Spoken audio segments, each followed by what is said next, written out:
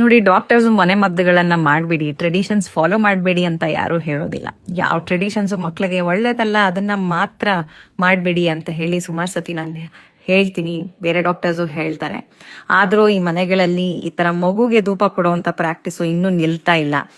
ಇದನ್ನ ಮಾಡೋದ್ರಿಂದ ಮಕ್ಕಳಿಗೆ ಸಲ್ಫರ್ ಡೈಆಕ್ಸೈಡ್ ಇನ್ಹಲೇಷನ್ನು ಮತ್ತೆ ಮೀಥೇನು, ಕಾರ್ಬನ್ ಮೊನಾಕ್ಸೈಡ್ ಇನ್ಹಲೇಷನ್ ಇದೆಲ್ಲ ಅವರ ಸಣ್ಣ ಶ್ವಾಸಕೋಶಕ್ಕೆ ಹೋಗಿ ವೀಸಿಂಗ್ ಆಗೋದು, ಬ್ರಾಂಕ್ಯೋಲೈಟಿಸ್ ಆಗೋದು, ಮುಂದೊಂದು ದಿನ ಅಸ್ತಮಾ ಆಗುವಂತ ಚಾನ್ಸಸ್ಸು, ಉಸಿರಾಟಕ್ಕೆ ತೊಂದರೆ ಆಗೋದು, ಇದೆಲ್ಲ ನೀವೇ ಮಕ್ಕಳಿಗೆ ಕೊಟ್ಟ ಹಾಗೆ.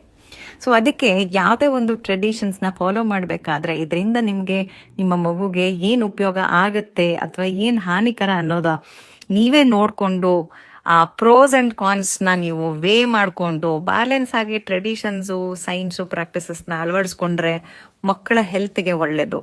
ಸೊ ಮಿಲೇನಿಯಲ್ ಪೇರೆಂಟ್ಸ್ ಎಸ್ಪೆಷಲಿ ಈ ಥರ ಪ್ರಾಕ್ಟೀಸ್ನ ಒತ್ತಡದಲ್ಲಿ ಸುಮಾರು ಜನ ಪ್ರಾಕ್ಟೀಸ್ನ ಮಾಡ್ತಾರೆ ಮಕ್ಕಳ ಜೊತೆ. ಇದನ್ನ ಮಾಡಬಾರ್ದು, ಈ ಥರ ಪ್ರಾಕ್ಟೀಸಸ್ ಎಸ್ಪೆಷಲಿ ಅಂತ ಹೇಳಿ ಈ ವಿಡಿಯೋನಲ್ಲಿ ನನ್ನ ಸಂದೇಶ.